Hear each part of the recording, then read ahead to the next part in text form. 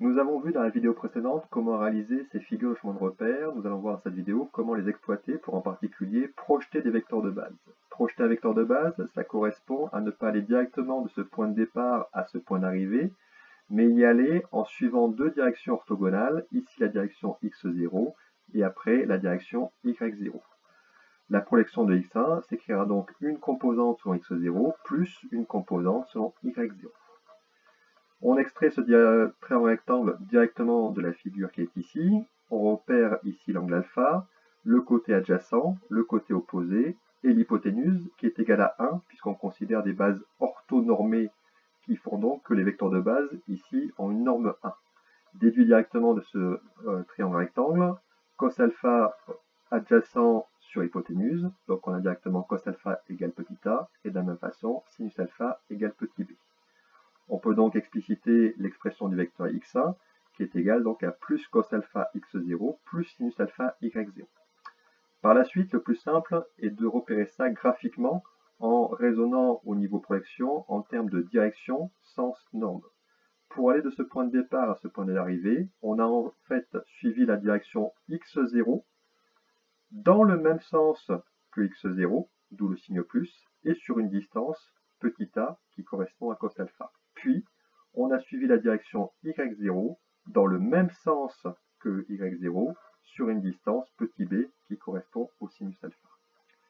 C'est par la suite comme ça que l'on va raisonner et on va même simplifier puisque graphiquement, on va se rendre compte que le cosinus alpha, c'est le grand côté de la projection et le sinus alpha, c'est le petit côté de la projection, ce qui va permettre de faire des projections graphiques plus rapides sans passer par un aspect trigonométrique.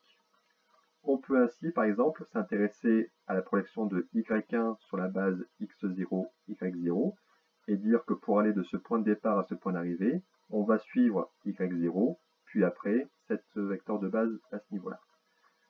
Ce qui va faire que y1, on va pouvoir l'écrire une projection selon x0, qui va reprendre ici un signe moins, puisqu'ici, on va dans le sens opposé au vecteur de base x0, et on y va sur une petite distance, un petit côté, donc sinus alpha, plus, parce qu'on se déplace dans le même sens que y0, direction y0, et le grand côté, cos alpha, ce qui permet systématiquement de raisonner direction, sens, norme. On peut aussi maintenant écrire les vecteurs de base de la base x0, y0, z0 en fonction de x1, y1. Le processus est le même. On ne va pas directement de ce point de départ à ce point d'arrivée, mais on va y aller en suivant la direction x1, puis la direction y1. Mais le raisonnement est le même. x0 pourra s'écrire une projection selon x1, la direction x1, dans le même sens que x1, d'où le signe plus, et le grand côté, donc cos alpha. Puis, un déplacement ici dans la direction y1, mais dans le sens opposé à y1, d'où le signe moins, et sur une petite distance, un petit côté, sinus alpha. Enfin, pour compléter, on peut aussi s'intéresser au vecteur y0, qui s'écrira plus sinus alpha x1, projection ici dans la direction de x1, dans le même sens que x1, petit côté, sinus alpha, plus une projection ici, selon y1, dans le même sens que y1, mais grand côté, cos alpha. Un petit retour sur les figures de changement de repère dont on a dit qu'elles devaient toujours être représentées de cette façon-là, puisque le résultat qu'on vient de trouver pour le vecteur de base, par exemple ici x2, le repère vert par rapport au repère noir, nous donne cos bêta selon x0 plus sinus bêta y0. Et ce qu'il faut bien comprendre, c'est que avoir pris cette figure de changement de repère ici, cette figure de calcul sous cette forme-là, va nous donner en fait des résultats qui sont généralisables.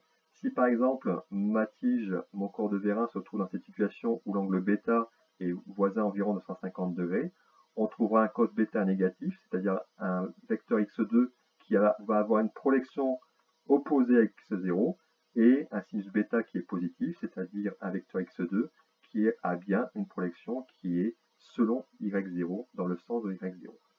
On retiendra donc qu'il faut toujours dessiner ces figures de changement de repère de cette façon-là, de manière à pouvoir systématiquement projeter les vecteurs de base comme on vient de le faire et généraliser ces résultats à tous les angles.